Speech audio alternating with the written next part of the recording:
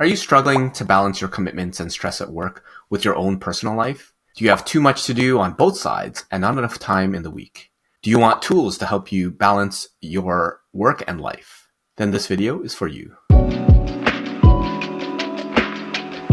In today's video, we'll be diving into work-life balance, what it is, what it isn't, plus tools for you to better balance your professional life and personal life. While this video is specifically targeted for young professionals, it may help other demographic groups as well. If you're a returning subscriber, glad to have you back. If you're new, hello and welcome. I'm Luki, and I make videos on what you didn't know you needed to know about jobs, careers, and life. When it comes to work-life balance, there are a few aspects to consider. What it is and what it isn't, and whose responsibility is it? Expectations and boundaries, and mindset management. So what exactly is work-life balance? A simple definition is the ability to manage personal life along with work commitments. People often think that balance means 50-50, though that might not be the case. Think of a bread knife. The balance point is pretty close to the middle. However, if you take a spoon, the balance point is much closer to the scoop end, the heavier side. You can consider that sometimes work-life commitments are like a butter knife, and sometimes it's like a spoon. Sometimes your work commitments are the heavy side, sometimes your life commitments are the heavy side. So the term work-life balance itself might not be appropriate. Consider using the term work-life integration or work-life harmony. We'll keep the term work-life balance for simplicity. Work-life balance comes into play between expectations and boundaries. It used to be that we went into the office, did our work, then went home and focused on our personal life. Now with technology, laptops, smartphones, and the cloud, work is easier to bring home and into your personal space. And even with COVID and remote work, many of us have had the boundaries of work and life blurred, where the bedroom was where you slept and now is also where you take your meetings, or the dining table is where you eat, plus work on your month-end reporting. But whose responsibility is work-life balance? While a company does have some influence on your work-life balance, it is ultimately up to you to balance your work and life. Think about it. There are people in high-demand jobs that are able to integrate work and life. They might work 12-hour days, and they spend their remaining non-work hours recharging. They work hard and play hard. They meet their work commitments, they meet their personal commitments, and have their version of work-life balance. Now, is this less likely to happen? Sure, though it does happen. On the other side of the spectrum, there are folks with less demanding roles where they only work 9 to 5, yet they stress themselves out after hours, they don't include self-care in their day or week, and they slowly start to burn out. Is this less likely to happen? Possibly, but it does happen. One key element of work-life balance is understanding expectations at the work culture. Is your workplace an attendance culture, where you're rated on being there physically or otherwise? Is your workplace a performance culture, where you're rated based on your output, or somewhere or something else? Each job has its own expectations, some from the company, some self-imposed. For some jobs, like being a receptionist or in manufacturing production or in construction, you pretty much need to be there. While there might be some elements of output, really your value is being there. There might be some flexibility for different shifts, but generally you have set hours, that's your measure of your productivity, and some elements of output as well. For other jobs like being an app developer, if it takes you 1 day to code that new enhancement or 1 week, the time matters less than having it done, tested, and deployed. You might be only expected to complete 1 new enhancement per week.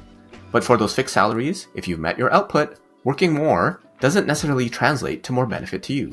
Some companies have bonus or variable compensation structures to help incentivize your productivity. Some high-demand jobs require to work more than the typical 8-hour workday. You might work overtime, you might even be on call. Those should all be known as part of the job. That should be expected, and you should plan your life appropriately. After all, that's the job that you signed up for, right? The challenges often come when you wish things were different. When you wish you could be an accountant without having to go through busy tax season, or an investment analyst going through the busyness of earnings releases, or a developer that doesn't want to go through go-lives. Byron Katie has a quote, "When you argue with reality, you lose, but only 100% of the time." And if your reality is not what you want, then go ahead and change it. Otherwise, you need to plan around those expectations. Another challenge with job expectations can happen when boundaries are not appropriately managed. Let's say the norm and expectation is that you leave at around 5 p.m. Then one day, you're asked to stay a little late. And since you stayed late once, why not again? And since you stayed late a few times, why not work a weekend? And since you're working weekends anyways, why not take on this additional project? You've said yes one too many times, and now you're sliding down the proverbial slippery slope. That's not just about when you work, and it could also be about what you work on, who you work with, or anything that might have made your work previously enjoyable. Unmanaged boundaries might end up resulting in new expectations in the workplace that you now have to balance. So what can you do? Oftentimes, conversations with your leadership can be helpful, though it would be interesting to detangle how things like pay increases would affect those new boundaries. And if those conversations don't go well, you might look into finding another employer. By the way, if you're finding value from this video, give this video a like, as it helps reach a wider audience who may be interested in learning about work-life balance. Another aspect of work-life balance is stress and mindset management. Even if you have the right expectations and are maintaining boundaries, a quote comes to mind. We often feel tired, not because you've done too much, but because you've done too little of what sparks a light in you. You've probably had times in your work life where you're working 12-hour days and you're still feeling good about your work-life balance, and other times when you might work your minimum 8-hour shift and are completely stressed inside and outside of working hours too. That can often be remedied by adding activities into your work week that energize you and allows the balance to be tipped on the life side. That could be a hobby or a vacation or time with friends and loved ones, or just time on your own. Find what sparks a light in you and do more of that. You can also consider adding some of that into your workday as well. Could you add a 5-minute walk at lunch, or even taking a lunch once per week, if lunch at your desk is the cultural norm? You might need to have a conversation to change those norms with your leadership. One concept is to ask for forgiveness versus permission, saying, I'm going to take 30 minutes out of the office for lunch. Do you have any issues with that?